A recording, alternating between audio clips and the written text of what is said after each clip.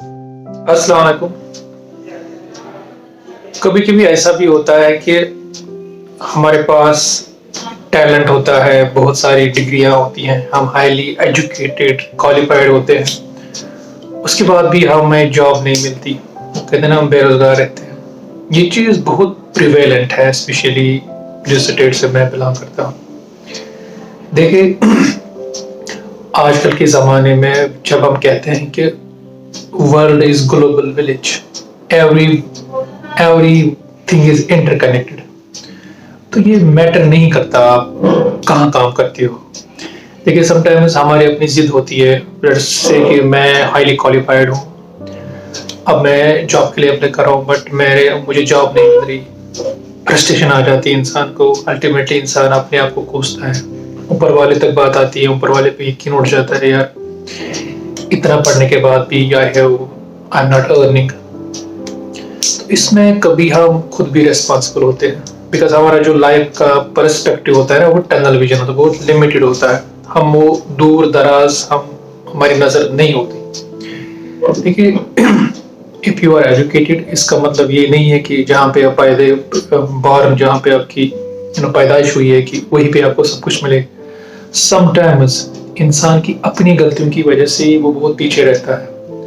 आई believe, अगर आपके पास टैलेंट है, you are qualified, you can work anywhere in the world, आप कहीं भी काम कर सकते हो। समटाइम्स आपको बाहर जाना पड़ता है, बिकॉज जब आप बाहर जाते हो तो आपके टैलेंट की कदर होती है, और आपका रियली जो होता है ना, वो रोजगार यानी आपकी रिजिक, वो आपको मिल जाता है। हमारी अपनी जिद की वजह से, कि जैसे अगर मैं कभी हम सोचते हैं कि सारा मुझे मेरी चॉइस के हिसाब से मिले, बट फ्रेंड्स, कभी आपको बाहर जाना पड़ता है। और आजकल के दौर में I believe at least 1 or 2 members from a family, they should be outside, especially in Gulf countries या Western world है। अगर आप ऐसा नहीं करोगे, then believe me, 8 out of 10 guys वो बेरोजगार रहेंगे। जितने वो क्वालिफाइड होंगे, उतना उसके हिसाब से they will not earn, वो पीछे रहते हैं। और इनसे ओवरऑल जब पीछे रहते हो, फिर आपकी फ्रस्ट्रेशन बहुत ज्यादा आती है और आपकी मेंटल ग्रोथ नहीं होती। आज के ज़माने में समटाइम्स बहुत सारे ऐसे लोग हैं जो कहते हैं कि वी आर हाईली क्वालिफाइड, हमने पीएचडी किया, ये किया, बट जॉब नहीं है। बिलीव मी, सिस्टम की गलती भी नहीं है, आपको अपना जो नजरिया है वो बढ़ाना है। अगर आपको कहीं पे जॉब नहीं मिलती, move out of that district. अगर दूसरे में मिलती, move out of the state.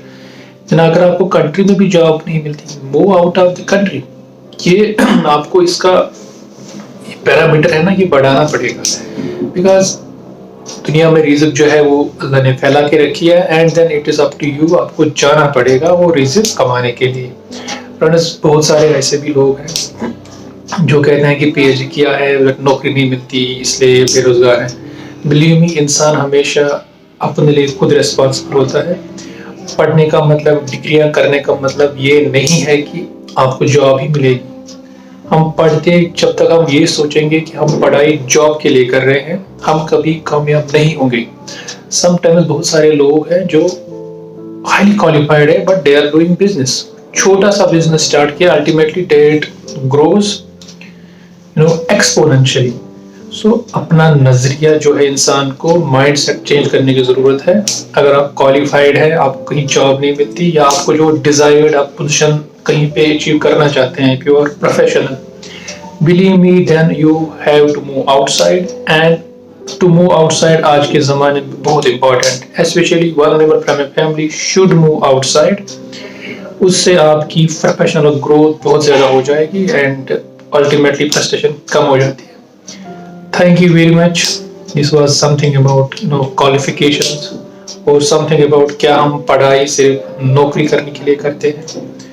जहाँ तक रोजगार और कमाने का ताल्लुक है, वो इंसान की डिग्रियों से, इंसान की शक्ल से, उसकी ताकत से वो नहीं मिलती, वो ऊपर वाले लिखी होती है। But then hard work has no substitute. Thank you very much.